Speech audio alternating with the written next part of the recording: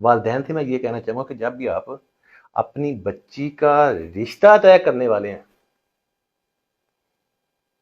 نمائشی چیزیں ہیں نا، دنیاوی چیزیں ہیں نا، گھر ہونا چاہیے، گاڑی ہونی چاہیے، عہدہ ہونا چاہیے، فلاں ہونا چاہیے، وغیرہ وغیرہ وغیرہ،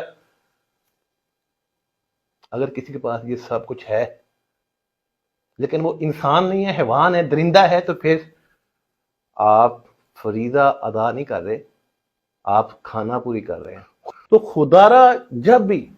یہ والا ٹائم آئے، یہ والا فریضے کا ٹائم آئے، آپ کو اپنی بیٹی کا ہم سفر، شریک حیات اس کی تلاش ہے، تو سب سے پہلے انسان کو تلاش کیجیے گا۔ باقی یہ جو رزق ہے نا، عہدے ہیں، دولت ہے، فلاں ہے، فلاں ہے، یہ آنی جانی چیز ہے۔ اگر آپ کی بیٹی کے نصیبوں کے اندر یہ چیزیں لکھی ہوئی ہے نا، تو اللہ تعالیٰ کی ذات اس کو لازمی عطا کرے گی۔